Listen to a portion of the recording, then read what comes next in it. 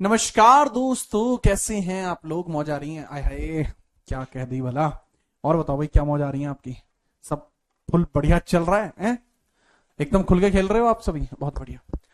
तो भाई, बहुत बेहतरीन तरीके से आपको खुल के खेलना है। और जितने बच्चे क्लास में आ चुके हैं, आप सभी जानते हैं कि ये कोई मामूली क्लास नहीं है। ये कोई आम क्लास नहीं है वत्स। ये खास क्लास है, और इस क्लास को खास बनाते हैं आप लोग, क्योंकि आप लोग आते हैं, क्लास को खास बनाते हैं। और ये बात, ठीक है, समय अंतरालों तक याद रखी जाएगी। जब तक मनुष्य के जीवन में ऑक्सीजन की जरूरत होगी, तब तक आपकी बात याद रखी जाएगी कि आपने इस क्लास को खास बनाया था। ठीक है, जन्मों जन्मांतर तक ये बात याद रखी जाएगी। बहरहाल, मैं स्वागत करना चाहूंगा आराध्या शुक्ला, दिलीप चौहान, पलक जतौन, अमन, खुशी, मोहम्मद वहाब, प्रकाश, दीपक, आकांक्षा, दीक्षित, ठीक है, शुभम, प्रतिज्ञा। बहुत सारे बच्चे क्लास के अंदर आ चुके हैं। अनुराग ठाकुर, अभिषेक आनंद, अवंतिका मिश्रा, प्रिया प्रिया प्रतिकार, प्रिया कटियार, कीर्ति सिंह, चंदन प्रजापति, खुशी, सुष्मिता सिंह। बहुत सारे बच्चे और भी आ चुके हैं। मैं आप सबके नाम नहीं पढ़ पा रहा हूं, लेकिन आपके लिए मन में जगह है भाई। यहाँ in this heart you have this special place बड़ी। ठीक है, वैसे मिलते हैं इसी प्रकार से आपसे रेगुलर की तरह ही। चलिए क्लास को स्टार्ट करते हैं। स्वागत है आप सभी का आज की इस खास क्लास में, पूछता है भारत जीत राणा के साथ। तो इसके अंदर हम आधुनिक इतिहास को पढ़ रहे हैं, जिसके अंदर हम कल की क्लास में जाट किंगडम्स पे पहुंच चुके थे। जाट किंगडम्स आज एंड हो जाएगा, और उसके बाद हम अगले जो भी प्रोविंशियल किंगडम्स होंगे उसके बारे में भी चर्चा कर रहे होंगे। तो चलिए जाट किंगडम्स के बारे में एंड आपका कराते हैं। अब लोहागढ़ फोर्ट की बात करते हैं। लोहागढ़ फोर्ट के बारे में मैं बता रहा था, जहां तक मुझे याद जाता है। तो बताइए, बताइए यहां तक। ठीक है, चलो भाई, चलिए बताओ फटाफट। यहां तक क्लियर है? ठीक है। तो लोहागढ़ किले की अगर मैं बात करूं, तो ये सूरजमल जी के द्वारा कराया गया मुख्य कार्य था। अब सूरजमल जी के द्वारा लोहागढ़ को 1733 में निर्मित करना प्रारंभ किया। 1733 में इसका निर्माण प्रारंभ हुआ था। निर्माण प्रारंभ हुआ था, और 1753 में जाकर यह पूर्ण हुआ। 53-54 में जाके पूर्ण हुआ। 1753 और 54 के मध्य पूर्ण हुआ। 53-54 में पूर्ण हुआ। ठीक है, याद रखना, याद रखेंगे। चलिए अब एक बात और इसके अंदर याद रखिएगा। एक बात और इसके अंदर आप थोड़ा सा याद रखना।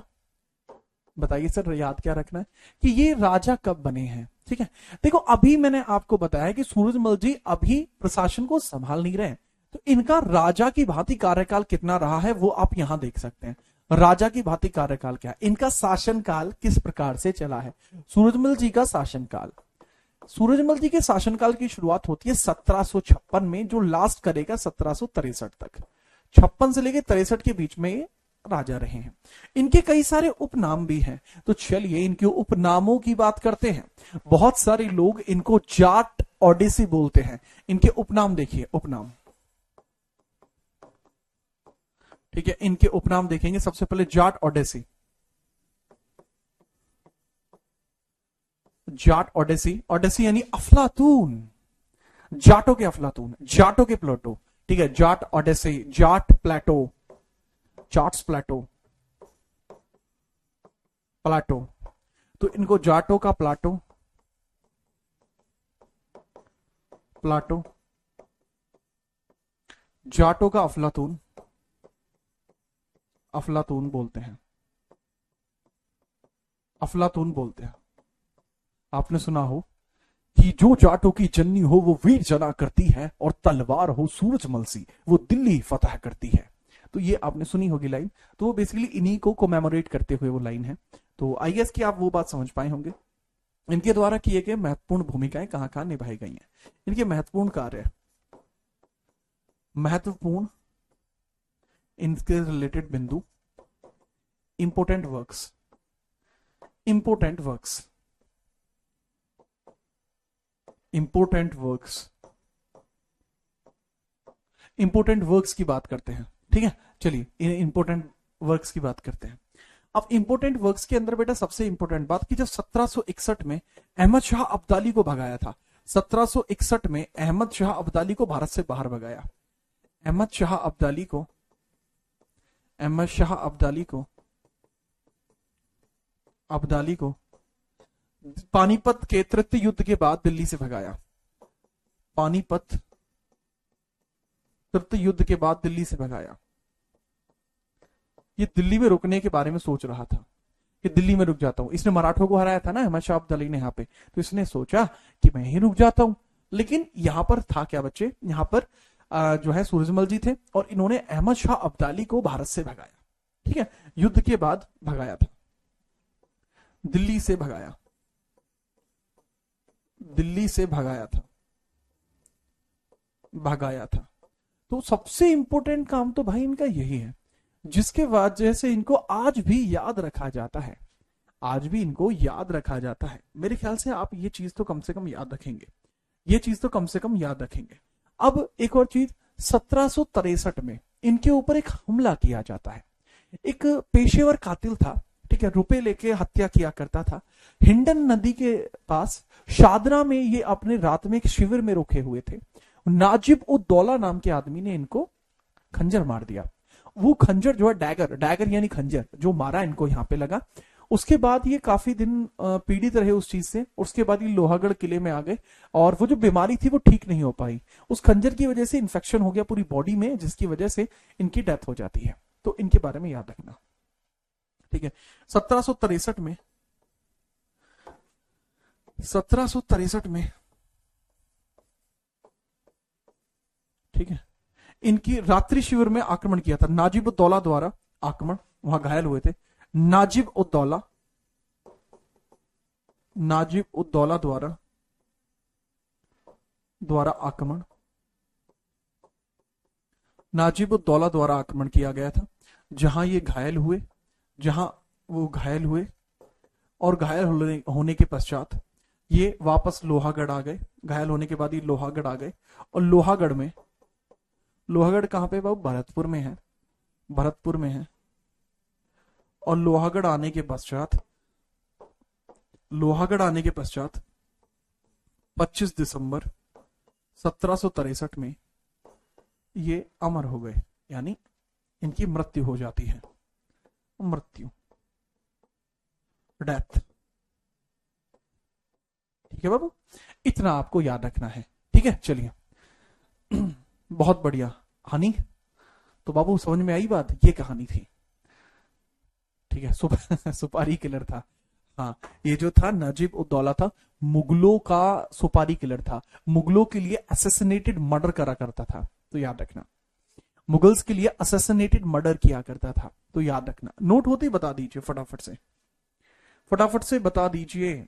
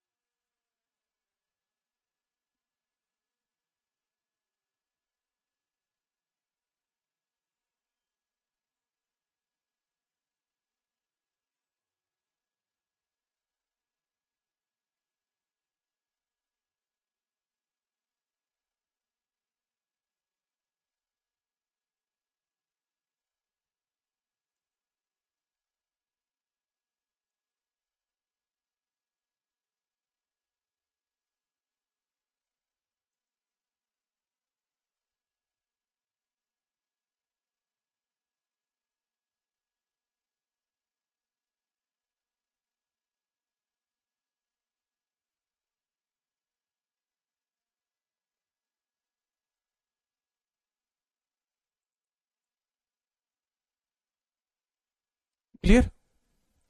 सर आपको ठंडी क्यों लग रही है भाई? ठंडी इतनी अभी इतनी नहीं है ना, समझ गए। चलो इनके बाद कौन आते हैं, नेक्स्ट रूलर की बात करते हैं। अब इसमें क्या, मुगलों ने इनकी हत्या करी है। मुगलों ने डायरेक्टली करी हो, किसी के थ्रू कराई हो, पर किसी ने तो हत्या इनकी करी है, बात खत्म। अब इस हत्या का बदला लिया जाएगा, ठीक है। तो भैया हत्या तो बदला लेना ही पड़ेगा, ठीक है, बदले की बात आ गई है वैसे भी, अब बदला तो लेना पड़ेगा, है ना। तो बस बदले के लिए अगला युद्ध होगा, अब यहाँ बदले के लिए होता है अगला युद्ध यहां पर, अब समझना। इसके बाद जो अगले शासक बने सूरजमल जी के बाद अगले रूलर बनते हैं जवाहर सिंह। जवाहर सिंह यार एकदम सेट रूलर है, ठीक है। नेक्स्ट आपको रूलर कौन देखने को मिलता है, next ruler that is Jawahar Singh. अगले शासक के तौर पर आपको जवाहर सिंह देखने को मिले। मेरे हिसाब से जवाहर सिंह एकदम क्लासिकल रूलर है, जवाहर सिंह जी। जवाहर सिंह जी क्लासिकल रूलर में क्यों कह रहा हूं वो समझना, अब आपको समझ में आएगा क्लासिकल क्यों है ये। जवाहर सिंह का कार्यकाल बड़ा छोटा सा है, ठीक है, छोटा सा कार्यकाल है इनका। 1764 से लेके 68, 1764 से लेके 68। सर ये क्या बात हुई, ये तो बड़ा छोटा सा कार्यकाल हो गया। 1764 से लेके 68 ये क्या बात हुई सर, ये तो काफी छोटा सा कार्यकाल नहीं हो गया। हाँ ये काफी छोटा सा कार्यकाल हो गया, बट इसके बारे में समझिए, जवाहर सिंह जी के बारे में पूरा मैटर आपको समझना ही होगा, ठीक है, याद रखना। देखो जवाहर सिंह जी 64 से 68 के बीच में रहे, पर इंपॉर्टेंट बात यह थी कि इन्होंने दिल्ली पर कब्जा किया, ठीक है। पिताजी की हत्या का बदला लेने के लिए, पिताजी की हत्या का बदला लेने के लिए, पिताजी सूरजमल की हत्या का बदला लेने के लिए, सूरजमल जी की हत्या का बदला लेने के लिए, हत्या का बदला लेने के लिए, बदला लेने के लिए, लेने के लिए दिल्ली पर आक्रमण कर दिया, ठीक है। दिल्ली पर आक्रमण किया, दिल्ली पर आक्रमण किया, दिल्ली पर आक्रमण किया। कहा आक्रमण किया बाबू, दिल्ली पर आक्रमण किया, ठीक है। चलिए अब दिल्ली पर जब आक्रमण किया गया है, जब दिल्ली पर अटैक किया गया है, attack on Delhi, attack on Delhi, attack on Delhi in revenge, revenge के चलते दिल्ली पर किया गया आक्रमण। 1765 में, 1765 में लाल किले पर कब्जा किया, लाल किले पर कब्जा किया, कब्जा। और जो लाहौरी गेट वाला क्षेत्र है, लाहौरी गेट वाला क्षेत्र है, वहां पर इन्होंने अटैक किया था। प्रथम अटैक लाहौरी गेट पर किया, प्रथम आक्रमण लाहौरी गेट पर किया, लाहौरी गेट पर, लाहौरी गेट। अब लाहौरी गेट को जब तोड़ना था तो भाई हाथी टक्कर मारता गेट में तभी टूटती, गेट तो तभी टूटता ना जब हाथी टक्कर मारता, गेट बंद थे, ठीक है, गेट तो बंद थे, तो भाई दिक्कत हो गई। अब इसके अंदर मैटर हो गया कि भाई गेट कैसे खोले, हाथी टक्कर मार रहा है तो गेट के ऊपर कील निकली हुई थी, गेट के ऊपर क्या निकली हुई थी, कील निकली हुई थी। तो अब हाथी टक्कर मारेगा तो हाथी के सर में लग रही है, तो हाथी जोर से टक्कर नहीं मार रहा है। तो जवाहर सिंह जी के मामा थे, मामा ने कहा कि मैं अपनी छाती लगाकर यहां खड़ा होऊंगा, हाथी से कहो कि टक्कर मारे तो मेरी छाती में टक्कर लगेगी, हालांकि मैं तो मर ही जाऊंगा इसमें, ठीक है, बट मेरा मरना मतलब मायने रखेगा, ठीक है, मेरा मरना मायने रखेगा। तो सच में उनका मरना आज मायने रखता है। और जब हाथी ने टक्कर मारी तो वो उनके मामा की छाती में लगी, जिसकी वजह से कमर में जितने भी चीज थे, वो भाले वगैरह छोटे जो भी थे, उनकी कमर में लग गई। लेकिन हाथी ने इतनी जोर से टक्कर मारी कि वो गेट खुल गया। हालांकि मामा की डेथ वहीं पे हो गई थी, बट स्टिल उनको आज भी याद किया जाता है। और उसके बाद जवाहर सिंह जी ने लाल किले पर कब्जा किया, और उसके बाद वापसी जाते हुए यहां से लाल किले का वो जो गेट था उसे फाड़ के भी अपने साथ ले गए, ठीक है। तो जैसा मैंने बताया, यहां से वापस जाते हुए, दिल्ली से वापस जाते हुए, दिल्ली से वापस जाते हुए अपनी इच्छा से वापस गए, किसी के मतलब कहने से वापस नहीं गए, अपनी इच्छा से वापस गए, ठीक है। चलिए दिल्ली से वापस जाते हुए, दिल्ली से वापस जाते हुए इन्होंने एक काम किया था। क्या काम किया था? जब ये दिल्ली से वापस जा रहे थे, जब दिल्ली से वापस जाते हुए लाल किले का गेट अपने साथ ले गए, लाल किले का गेट उखाड़कर भरतपुर ले गए। दरअसल वो गेट मुगलों का नहीं था, ठीक है, ये जो गेट था ये मुगलों का नहीं था। किसका था बेटा? ये जो गेट था ना, ये गेट था राजपूतों का। अब राजपूतों से मुगल उठा के लेकर आए थे। अब यहां जाट आए हैं तो इन्होंने कहा कि चलो अपने सगे संबंधी की कुछ तो हेल्प करेंगे अपन, ठीक है, अपने ही भाई लोग हैं वो, तो तो इस वजह से गेट उखाड़ के लेके गए थे ताकि राजपूतों को गिफ्ट किया जा सके। जब ये भरतपुर पहुंचे तो इन्होंने संदेशा भिजवाया भी था कि भाई हम गेट उखाड़ लाए हैं, ठीक है। तो अजीत सिंह जी के जो वंशज थे उनको भिजवाया था कि आप हम गेट उखाड़ लाए, आप ले जाइए, लेकिन उन्होंने मना कर दिया था कि हमें गेट नहीं लेना है, ठीक है। तो इन्होंने संधि के लिए ऐसा किया था, मेरे हिसाब से तो लॉजिकल बात थी। लाल किले का गेट उखाड़कर भरतपुर ले आए, भरतपुर ले आए। अगर आप लोग गए हैं कभी भरतपुर फोर्ट में तो आप वहां देख सकते हैं, वहां गेट उखड़ा हुआ रखा है एक, ठीक है। चलिए, ओके, चलिए, तो याद रखना 1768 में, 1768 में इनकी मृत्यु के बाद 1768 में शासनकाल की समाप्ति हुई, शासनकाल की समाप्ति हुई। इनके बाद कोई भी बड़ा रूलर यहां नहीं आया, इनके बाद कोई भी बड़ा रूलर यहां नहीं आया। और 1805 में अंग्रेजों ने भारत के दिल्ली पर और जाटों के क्षेत्र पर अंग्रेजों ने कब्जा किया, ठीक है। उसको आप लिख लेंगे 1805 में ब्रिटिश साम्राज्य में मिलाया गया, जैसे मैंने बताया 1805 में, 1805 में, 1805 में, ठीक है, जाट साम्राज्य का अधिकांश भाग, अधिकांश भाग, जाट साम्राज्य का अधिकांश भाग अंग्रेजों के अधीन चला गया, के अधीन चला गया, अंग्रेजों के अधीन गया।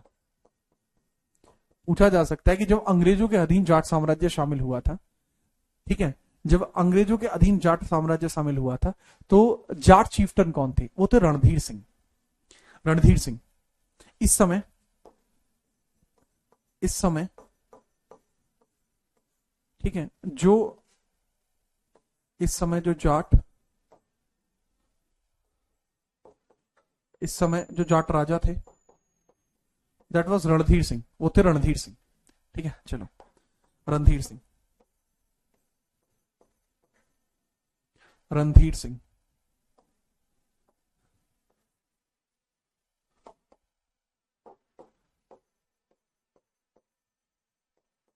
रणधीर सिंह। अब इसके अंदर जैसे कुछ बच्चे हैं, ठीक है, इसके अंदर जैसे कुछ बच्चे सर कह रहे हैं कि सर आपने बीच के रूलर्स क्यों छोड़ दिए, आपने 1768 के बाद कोई और, ठीक है, बड़े राजा के बारे जिक्र क्यों नहीं किया? क्योंकि बेटा इसके बाद जितने भी राजा हैं वो उनका कोई नेशनल इंपोर्टेंस नहीं है। हाँ, जाट किंगडम को बढ़ाने में उनका इंपोर्टेंस है, लोगों के द्वारा उनकी बातें भी की जाती है, समाज में उनका एक अलग नाम भी है, बट बात यह है कि आपके एनसीईआरटी के अकॉर्डिंग उनका इससे आगे जिक्र नहीं है। और बच्चे मैं यहां एनसीईआरटी पढ़ा रहा हूं, और क्योंकि एनसीईआरटी के अंदर आपके एक रूलर शामिल होने थे, कौन शामिल होना था? सिर्फ सूरजमल जी। लेकिन मैंने ना सिर्फ सूरजमल जी को इसमें शामिल किया बल्कि जो भी संबंधित शासक थे उनको भी शामिल किया। परंतु अभी मैं अधिकतम इसके इनके बारे में बता चुका हूं जितना जरूरी से कहीं ज्यादा है, ठीक है। उम्मीद करता हूं आप ये समझेंगे और आगे बढ़ेंगे। बाकी कोई और बात है तो बताइए, नहीं तो फिर अपन चलते हैं आगे। बताओ फटाफट से। और मैं क्या कहता हूं, अब हम सिख्स के बारे में पढ़ते हैं, सिखों के बारे में पढ़ते हैं, सिख। इसके बाद सिख किंगडम करते हैं, उसके बाद मराठा किंगडम करते हैं, उसके बाद मैसूर किंगडम करेंगे, उसके बाद आपकी चीजें कंप्लीट हो जाएंगे।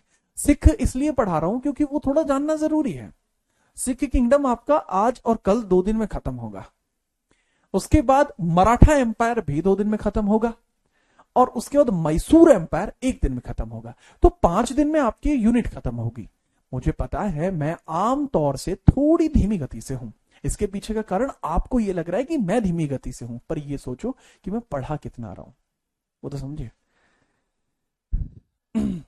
हाँ बेटा लोकेश, यही तो बात है। आगे बढ़ते हैं और आगे इसके अंदर देखते हैं कि नेक्स्ट हम करते हैं सिख डायनेस्टी की शुरुआत, ठीक है। एक बार बता दीजिए, नोट हो गया तो।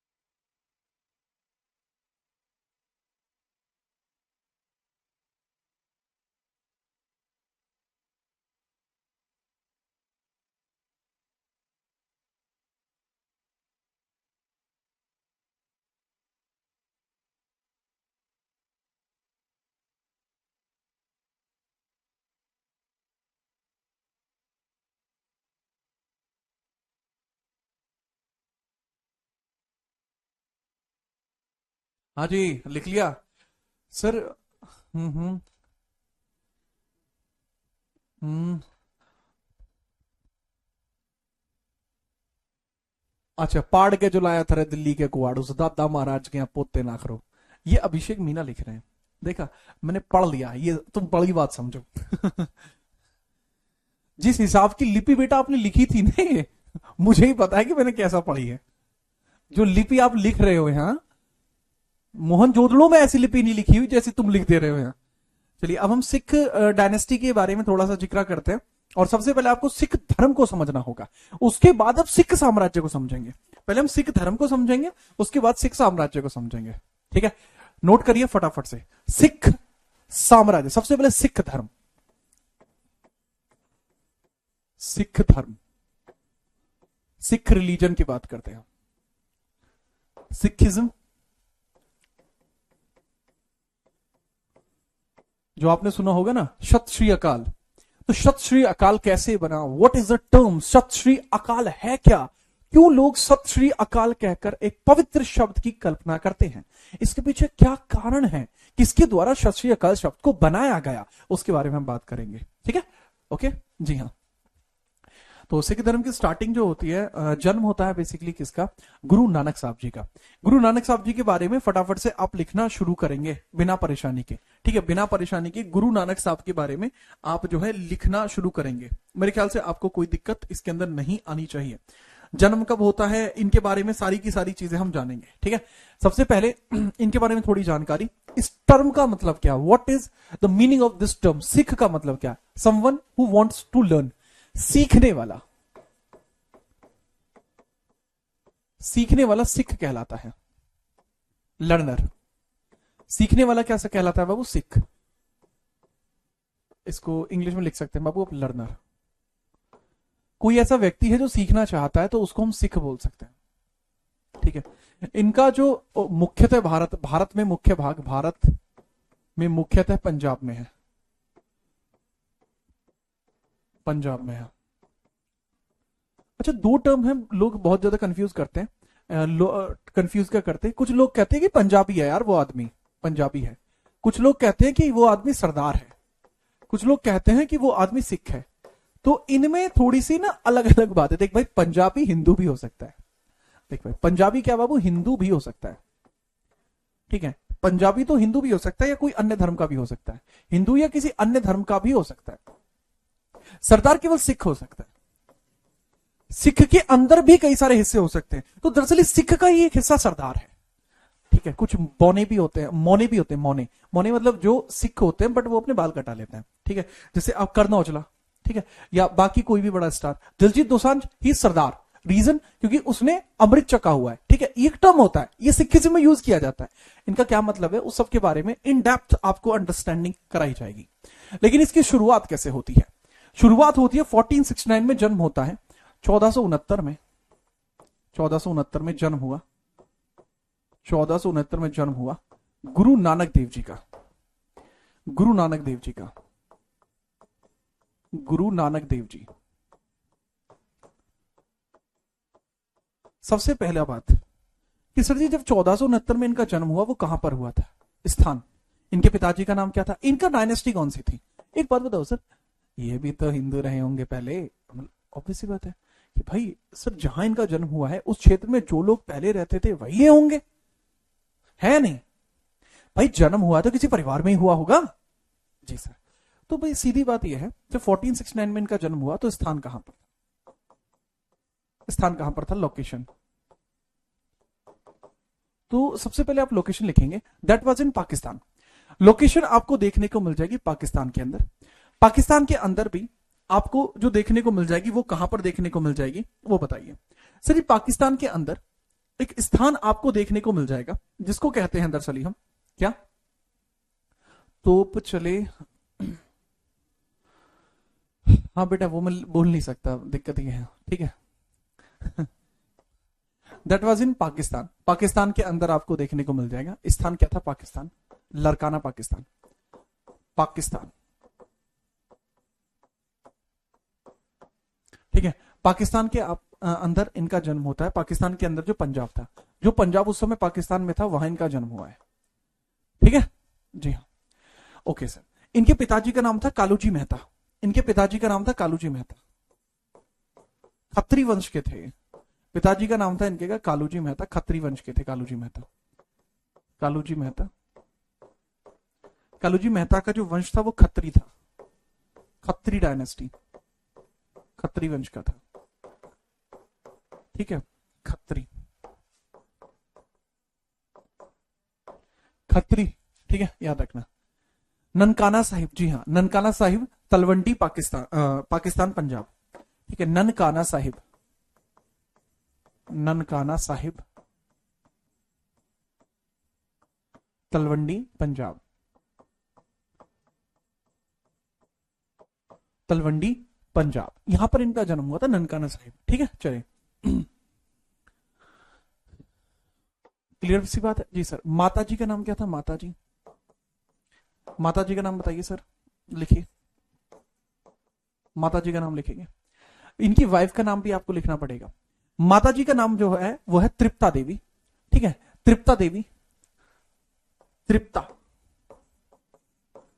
तृप्ता देवी। और इनकी वाइफ का नाम था सुलक्षणा देवी। वाइफ, वाइफ यानी पत्नी का नाम था सुलक्षणा देवी, लक्षणा देवी।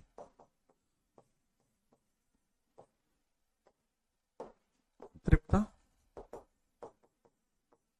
सुलक्षणा। ठीक है, तो कृपया करके नोट करिए सर। खत्री, देखो खत्रीज जो होते हैं बाबू, खत्रीज वर अ हिंदू। ठीक है, खत्रीज वर हिंदू, जी हाँ, इनके बारे में फटाफट नोट करिए। अब बात यह है कि इनके द्वारा जो दी गई शिक्षाएं थी, इनके द्वारा जो दी गई शिक्षाएं थी, उन्हीं को आगे चलकर, इनके द्वारा दी गई जो शिक्षाएं थी, उन्हीं को आगे चलकर सिख धर्म के द्वारा अपनी एक फाउंडेशन रखी जाती है। तो एक तरीके से मैं कहूं कि इनके द्वारा जो भी शिक्षाएं दी गई थी, गुरु नानक साहब जी द्वारा दी गई, गुरु नानक साहब जी द्वारा, गुरु नानक जी का मानना था, गुरु नानक जी का मानना था, एक ओंकार जी का मानना था, मानना था एक ओंकार, एक ओंकार, एक ओंकार। इनका मतलब है कि भगवान सिर्फ एक है। इनका मानना था भगवान सिर्फ एक है, भगवान सिर्फ एक है, गॉड इज वन। इनका मानना था भगवान सिर्फ एक है, गॉड इज वन, भगवान है जी सिर्फ एक। और इन्हीं के अनुसार जो ये कहा गया कि ठीक है भगवान सिर्फ एक है, जी हाँ। और इनकी जो शिक्षाएं दी गई, जिन भी लोगों ने उनको फॉलो किया वो सिख कहलाए। ठीक है, तथा गुरु नानक जी की शिक्षाओं, Guru Nanak ji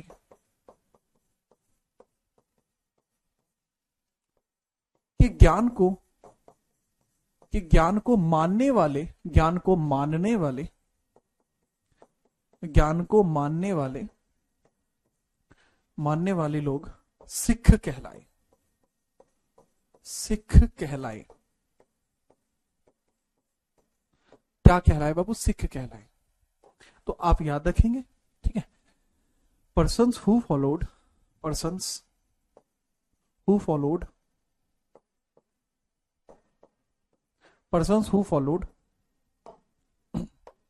persons who followed Nanak Dev Ji educations, Nanak Dev Ji preaches, Nanak Dev Ji preaches,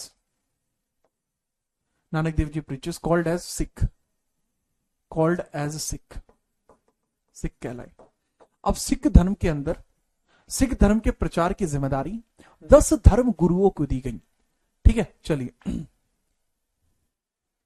जैसा मैंने बताया कि सिख धर्म के, सिख धर्म के प्रचार की जिम्मेदारी, सिख धर्म के प्रचार की जिम्मेदारी, सिख धर्म के प्रचार की जिम्मेदारी, की जिम्मेदारी जो थी वो 10 धर्म गुरुओं के पास है। जिम्मेदारी या सिख धर्म के प्रचार की जो वो है, जिम्मेदारी मत लिखो क्योंकि ये टर्म ना थोड़ा मतलब वैसा हो जाएगा, ह्यूमनेट हो जाएगा। सो सिख धर्म के प्रचार को 10 धर्म गुरुओं के द्वारा किया गया है, सिख धर्म के प्रचार तथा सिख धर्म के आदर्श, सिख धर्म के आदर्श 10 धर्म गुरुओं के 10 गुरुओं के विचारों पर आधारित है, विचारों पर आधारित है, आधारित है, आधारित है। तो मैंने आपको ये बताया, ठीक है। Concepts of Sikhism depends on 10 concepts and idols of Sikhism, depends of 10 gurus, depends of 10 gurus, ठीक है, thoughts and preaches। और इसमें सबसे पहले जो गुरु थे बाबू, प्रथम गुरु, वो गुरु नानक देव जी थे। उनके बारे में हम आगे बढ़ेंगे।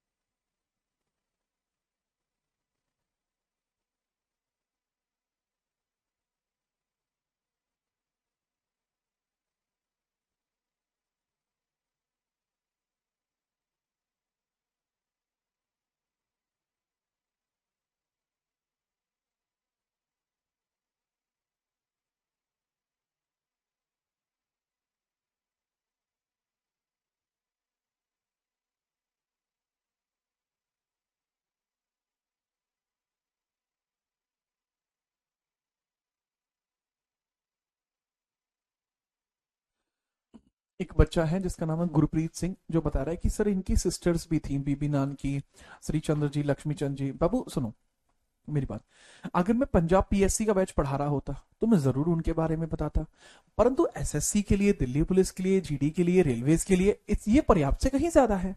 निश्चिंत रहो।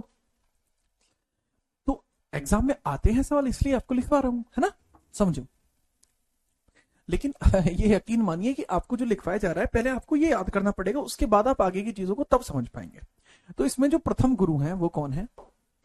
प्रथम गुरु, अब यहां से मैं गुरुज कॉन्सेप्ट स्टार्ट कर रहा हूं। प्रथम गुरु कौन है? प्रथम गुरु, सर अभी तो आपने बताया था पहले टीचर कौन थे, बताइए कौन थे? गुरु नानक देव जी। गुरु नानक देव जी, देव जी, अच्छा ठीक है। तो गुरु नानक देव जी का सर वो मतलब कैसे लाइफ स्टैंडिंग किस प्रकार से रही थी, ये तो बताओ थोड़ा सा। बेटा लाइफ स्टैंडिंग इनकी रही थी 1469 से लेकर 1552 तक। इस तरीके से आपको थोड़ा सा याद रखना होगा, ठीक है। नहीं 39 से 52 तक रहेगा अगला टेन्योर, 69 से लेकर 39 तक, ठीक है। अब सही है, 70 साल की उम्र में जो है इनका स्वर्गवास हो गया था, याद रखिएगा।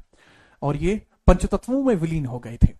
तो पूछा जाता है आपसे, पहला पूछा जाता है कि इनके द्वारा किए गए प्रमुख, इनके द्वारा दिए गए प्रमुख वचन, जो प्रमुख वचन या प्रमुख कार्य जो इनके द्वारा किए गए हैं,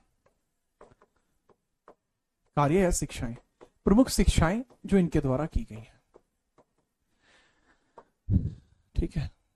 इनके द्वारा क्या कुछ कहा गया है? सबसे पहले इनके द्वारा ही एक चीज स्टार्ट की गई थी जिसको बोलते हैं नानक पंथ। तो नानक पंथ की शुरुआत इनके द्वारा की गई है। नानक पंथ की शुरुआत, नानक पंथ की शुरुआत, नानक पंथ, नानक पंथ, नानक पंथ की शुरुआत की इन्होंने, ठीक है। दूसरा, इन्होंने गुरु के लंगर को शुरू किया। गुरु का लंगर इनके द्वारा शुरुआत की गई थी। गुरु का लंगर इनके द्वारा शुरुआत की गई, गुरु के लंगर की, ठीक है। तो ये कुछ इंपॉर्टेंट चीज है गुरु नानक देव जी के बारे में। और पूछा जाता है कई बार कि ये किनके समकालीन थे। तो बाबू ये हुमायूं और बाबर के समकालीन थे। हुमायूं और बाबर के समकालीन थे। हालांकि इतना जरूरी नहीं है कि किसके समकालीन थे, बट आपको थोड़ा मोटा पता हो, थोड़ा मोटा आपको पता होना चाहिए, ठीक है। अब इसके बाद इनके एक प्रमुख शिष्य हुआ करते थे जिनका नाम था लहना। इनके प्रमुख शिष्य थे, पीपल यानी शिष्य, इनके प्रमुख शिष्य थे, इनके प्रमुख शिष्य थे, प्रमुख शिष्य, ठीक है, स्टूडेंट थे इनके, ठीक है, मेन स्टूडेंट थे इनके, मेन स्टूडेंट थे इनके।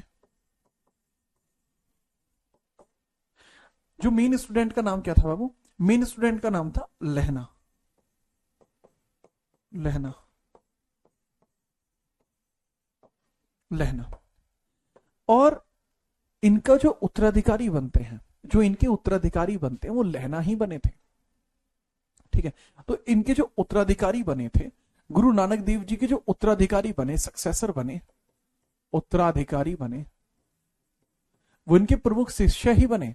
उत्तराधिकारी कौन बने थे बाबू? इनके प्रमुख शिष्य ही बने थे, जिनका नाम क्या था? लहना। लहना ही आगे चल के सिख धर्म को संभालते हैं। नाम क्या है बाबू? लहना। आगे चल के किसने संभाला? उत्तराधिकारी कौन बने, सक्सेसर कौन बने? दैट इज लहना। लहना, लहना जी का जो कार्यकाल है, लहना जी का पूरा एक्चुअल नाम भी देख लीजिए, लहना अंगद देव। लहना तो इनका मतलब निक नेम था, निक नेम, ठीक है, चलिए निक नेम है तो मतलब निक नेम है, तो फिर इनका रियल नाम क्या? बेटा गुरु अंगद देव जी, इनका वास्तविक नाम है गुरु अंगद देव जी, गुरु अंगद देव जी। तो गुरु अंगद देव जी, अंगद देव जी, ये आपको देखने को मिल जाएंगे, अंगद देव जी, अंगद देव जी, ठीक है।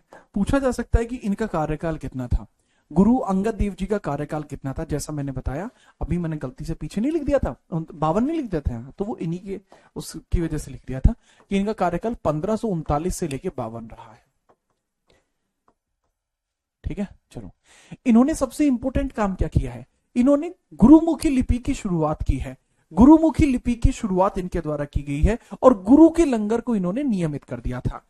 ये मतलब क्या है सर इस चीज का? बताता हूं। इनके द्वारा किए गए प्रमुख कार्यों में सबसे पहला कार्य गुरु के लंगर को नियमित कर दिया था। गुरु के लंगर को नियमित किया, नियमित कर दिया था, नियमित किया, नियमित किया और रेगुलर कर दिया।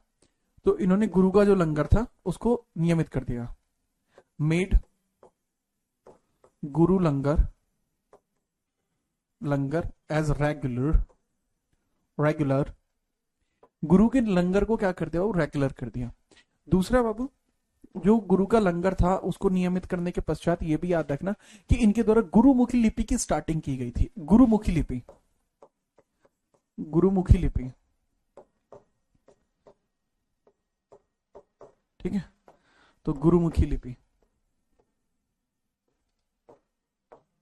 गुरुमुखी स्क्रिप्ट, ठीक है, इसकी शुरुआत भी की गई थी।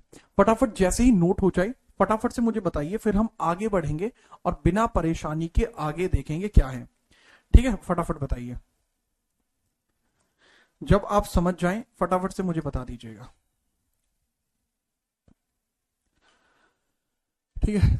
और हाँ भाई, गुरुमुखी लिपि काफी इंटरेस्टिंग होती है, मतलब मुझे तो खूब लगती है। जैसे ये मान के चलिए कि ये, तो दैट इज माई नेम, ये मेरा नाम है पंजाबी में, ठीक है, पंजाबी में मेरा नाम है, ठीक है। हाँ, ये दूसरे गुरु हैं भाई, याद रखना। अच्छा, अंगद देव जी भी अगर लिखना चाहो चाहो तो मेरे हिसाब से तो आप अंगद देव जी को भी पंजाबी में लिख सकते हैं बिना परेशानी के। लिखने का तरीका बस यही होगा कि अड़ा बनाने में मुझे थोड़ी सी दिक्कत होती है, जो आ बनाया जाता है अंगद देव जी का आ बनाने में हल्की सी दिक्कत होती है, पर ऐसे बनाते हैं,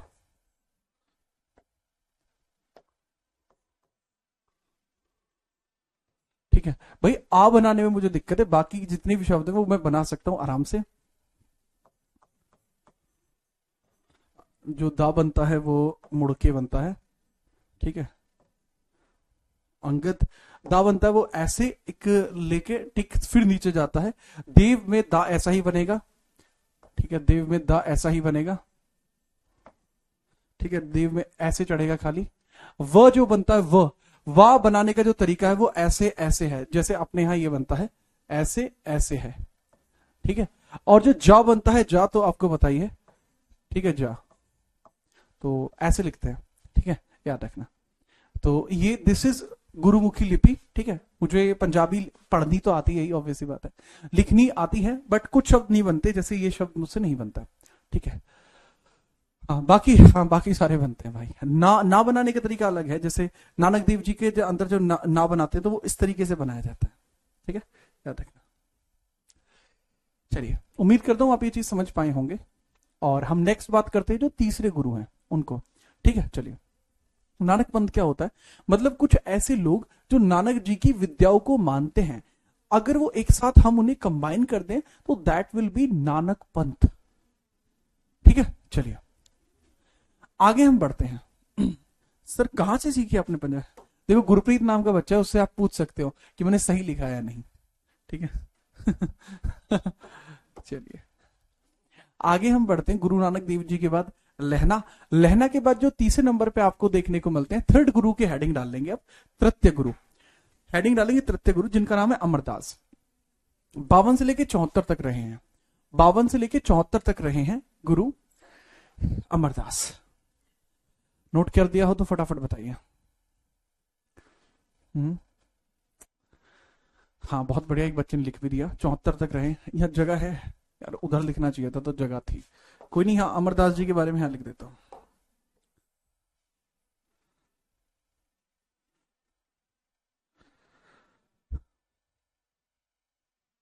अरे भाई क्लिक हो जा, अरे रे, चलो यहीं लिख देता हूँ। पहले गुरु ये हो जाएंगे, दूसरे ये हो जाएंगे, और तीसरे यहां लिख रहा हूं, गुरु अमरदास।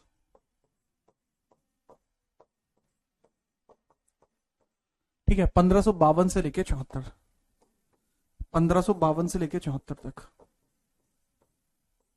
ठीक है, ये यहां पे रखना है, जी हाँ। अब इसमें आप लिख सकते हैं गुरु अमरदास जी के बारे में कि इन्होंने एक प्रथा को शुरू किया था, पहले लंगर फिर भेंट, पहले लंगर फिर भेंट, ये इन्होंने एक प्रथा शुरू की थी, पहले लंगर फिर भेंट, पहले लंगर फिर भेंट।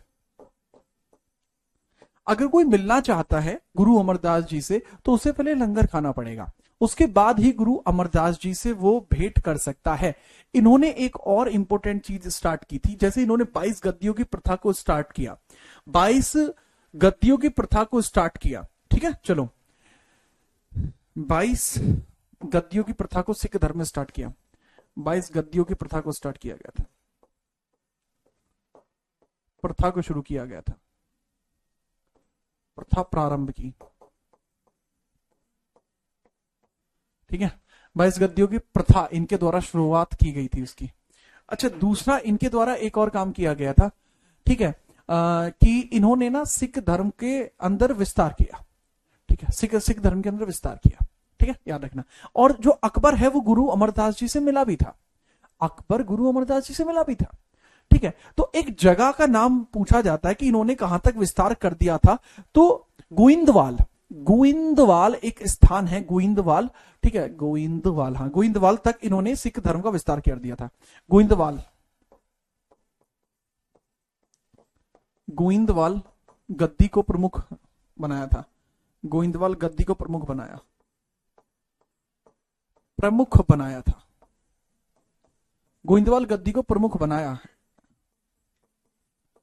तो जो जगह थी ना गोविंदवाल, गोविंदवाल, गोविंदवाल, गोविंदवाल को इन्होंने प्रमुख बना दिया था, प्लस अकबर इनसे मिला भी था, ठीक है, अकबर इनसे मिला भी था। तो इनकी एक बेटी हुआ करती थी जिनका नाम था बीबी भानी, इनकी एक बेटी थी जिनका नाम था बीबी भानी, नाम क्या था, बीबी भानी, बीबी भानी। तो अब जब अकबर इनसे मिलने आया था तो अकबर ने कई सारे गांव बीबी भानी को गिफ्ट किए थे, ठीक है। चलिए, कहां पर है गोविंदवाल? बेटा गोविंदवाल तरनतार के अंदर है, तरनतार डिस्ट्रिक्ट है जो पंजाब के अंदर है, वहां पर है गोविंदवाल, ठीक है। पहले इसका नाम गोविंदवाल था, बाद में जाके गोविंदवाल हो गया है, अब गोविंदवाल है ना, याद रखना। अच्छा, मैंने बता दिया बेटी बीबी भानी थी। Akbar gifted villages to her, Akbar gifted her villages, Akbar gifted her villages, gifted her villages, Akbar ने उनको गांव गिफ्ट किए थे, अच्छा, एक बात और आती है कि जो हुमायूं था उसने युद्ध लड़ने से पहले आशीर्वाद किससे लिया था? तो भाई जो अंगद देव जी हैं इनसे ब्लेसिंग्स ली थी। Humayun take bless Humayun Humayun took his blessings. Humayun के द्वारा आशीर्वाद प्राप्त किया गया था। हुमायूं ने आशीर्वाद प्राप्त किया था, आशीर्वाद प्राप्त किया, और उसके बाद वो जीता भी था।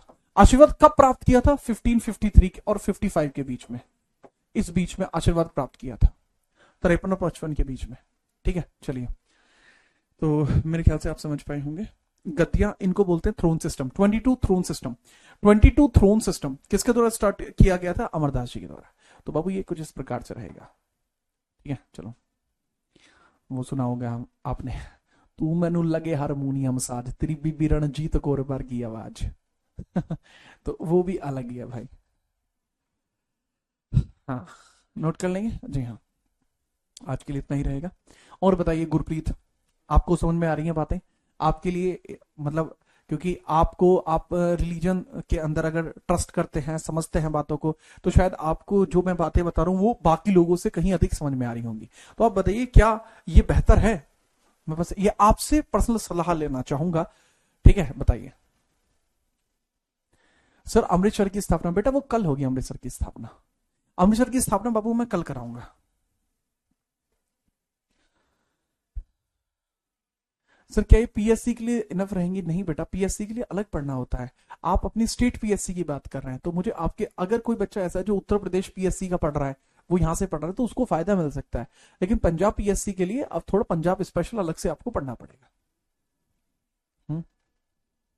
लंगर क्या होता है भैया? खाना जो होता है यहाँ पे मिलता है। कोई भी किसी भी धर्म, जाति, वर्ग, किसी भी जन्म स्थान से अगर अपना संबंध रखता है तो डजंट मैटर, वो अगर भूखा है तो भोजन कर सकता है लंगर में, एक तरीके से जैसे हिंदुओं में भंडारा होता है। सर, बहुत बढ़िया बता रहे हो, आपका बहुत बहुत आभार। आपने थैंक यू कहा, मुझे तो बहुत बढ़िया लगा। ठीक है, याद रखिएगा।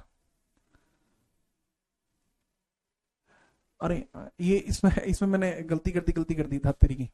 ये मैं 43 लिख रहा था, 43 45, 45 45 लिख रहा था भाई मैं। मैंने 53 55 लिख दिया। That is 43 45, 43 45। कल की छुट्टी नहीं है, बट कल बाबू आपकी एक क्लास है। जो बच्चे पॉलिटी की प्रैक्टिस करना चाहते हैं, पॉलिटी की प्रैक्टिस करना चाहते हैं, उनके लिए क्लास है। करियरविल एसएससी जीडी नाम का चैनल है, वहां आप सर्च कर सकते हैं और वो क्लास देख सकते हैं। कल होगी वो। ठीक है, चलिए जी। ठीक है, होता है बेटा, लोकेश होता है, बता नहीं सकते बस है।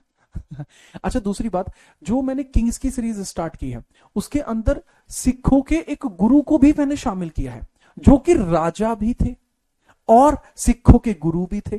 तो वो राजा आगे आएंगे इस सीरीज के अंदर, जो किंग्स ऑफ इंडिया की मैंने सीरीज शुरू की है, तो उनको भी देख लेना भाई। किंग्स ऑफ इंडिया की सीरीज का आज चौथा दिन है मेरे भाई, और चौथे दिन में आज एक राजा आने वाले हैं। एक ऐसे राजा जिनके ऊपर आरोप लगे हैं कि ये बलशाली उतरे नहीं थे, ऐसे थे। ग्रीक लोगों ने उनके बारे में पता नहीं क्या क्या लिखा है, और इंडियन ग्रंथों ने उनके बारे में लिखा ही नहीं। ठीक है, आप ये तो देखिए कि इंडियन ग्रंथ उनके बारे में लिख नहीं रहे, और ग्रीक ग्रंथों ने उनके बारे में बहुत कुछ लिखा है। कितने बजे आएगी? आज शाम 6 बजे।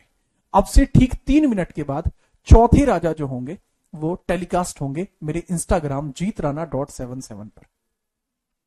फटाफट चढ़ जाइए, और जैसे वीडियो आए ना, पहले तो वीडियो सेव करनी है अपने पास ताकि दोबारा देख लो, और एक तरफा अपने दोस्तों को बताइए कि ये होता है जलवा, ऐसे होते हैं राजाओं के बारे में अध्ययन, तो आप जरूर बताइएगा। ठीक है, हाँ जी, ठीक है। हाँ, यूट्यूब के लिए प्रैक्टिस आप वहां कर सकते हैं, जैसे मैंने बताया, आपको बता दो दी, हम इंतजार कर रहे हैं। हाँ, बस 3 मिनट के अंदर वो वीडियो अपलोड हो जाएगी।